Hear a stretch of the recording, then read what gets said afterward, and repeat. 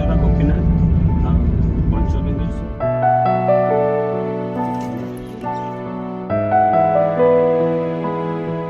ପାଣି ଛିଞ୍ଚି ଦେଇ ଆଣିବ ହେଲା।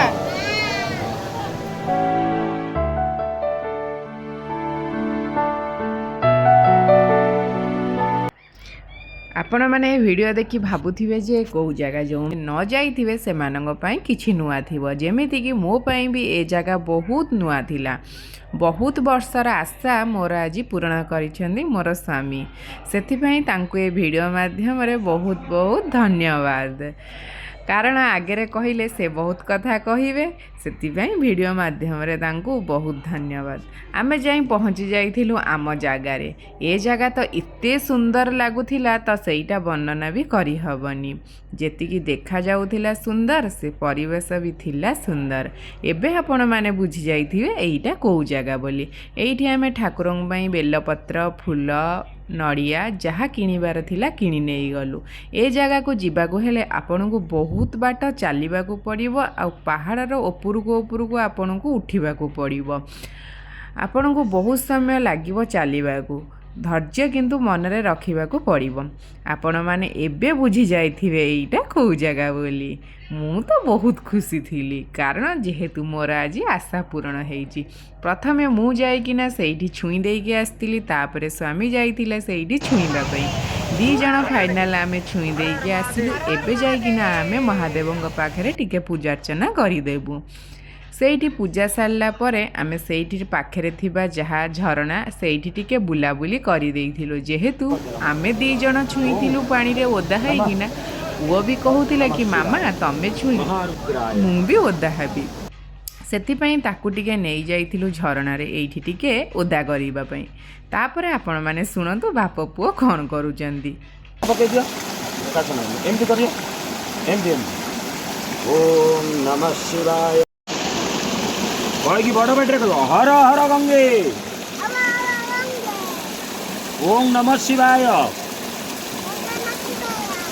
ଓಂ ତ୍ରୟମ୍ବକାୟ, ଓಂ ମହାରୁଦ୍ରାୟ, ଓಂ नीलकंठाय, ओं सर्वेश्वराय, ओं सदाशिवाय, ओं महादेवाय नमस्कार कर दियो। ओं नमस्ते अस्तु भगवन् विश्वेश्वराय।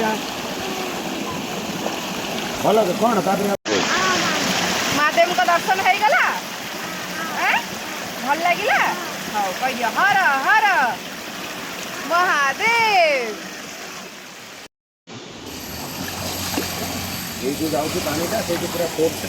जाई पहाड़ ऊपर पूरा माड होइकिना चलो चलो धन चलो हो गला। पानी पूरा एउठू पूरा पहाड़ शिखर रु आसुची।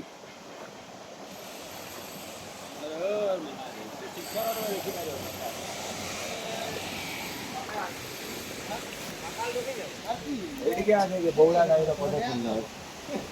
गाई आसी सबुदिन महादेवଙ୍କୁ पानी क्षीर दौला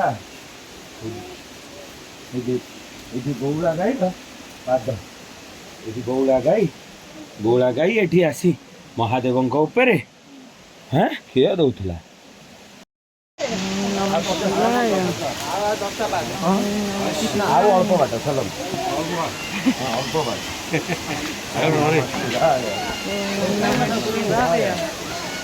ओम नमः शिवाय दौच। ओम नमः शिवाय